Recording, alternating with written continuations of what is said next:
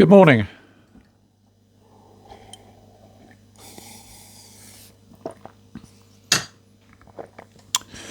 I've come to the conclusion in this life, the only way to cope with reality is to actually embrace it. And there's a common phrase that says, I accept, I trust, and I let go. And it signifies a process of embracing reality as it is and having faith in the outcomes and releasing control over situations that are beyond my or anyone else's influence. And this mindset encourages emotional freedom and peace by focusing on what can be controlled and surrendering to a flow of life. It's that simple. And I won't bow to anyone who tries to control me, especially those in very high places with very low morals, such as politicians and their stooges, or backers, call them what you will. And there are many.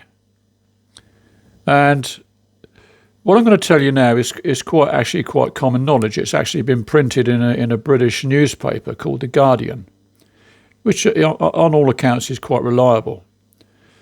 But I get my information from alternative media, which is sometimes far, far more honest. And this article I picked up from a guy called Larry Johnson, and his station is sonar2.com. And Larry is an ex-CIA analyst. And I won't leave a link because that's not allowed here. Now, according to an article published in the British newspaper The Guardian, former UK Prime Minister Boris Johnson received a £1 million donation the year he left office from a man who had strong financial incentive to keep the war going in Ukraine, according to The Guardian. And his name was Christopher Harborne, one of the UK's biggest and most private political donors.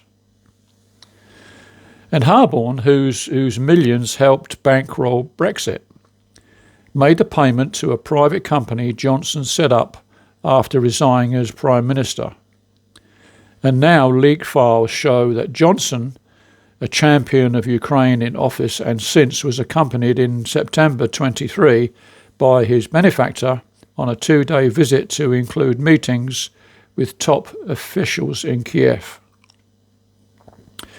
What the files do not explain is why, and neither the former Prime Minister nor his backer will comment. And Christopher Harborne, also known as Shekrik Sukankrit, sorry for the pronunciation, he is a Thai-based British businessman, technology investor and a major political donor. He is the largest single shareholder of Kinetic, and that is a UK defence system firm supplying drones and robotics to Ukraine. And the point here is this. The war in Ukraine could have been over a long, long time ago if it wasn't for Johnson's insistence that it must carry on. And now we appear to know why.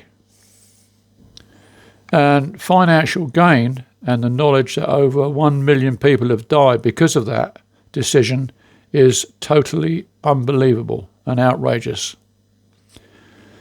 And by the way, I recognise the company straight away, which is situated just 200 yards from my house here in Ashford. And it has immense security and cameras everywhere. I wonder why. And it beggars belief that should there be an escalation to this war, it could be a prime target, along with its main office in Farnborough. Thanks for listening. Bye-bye.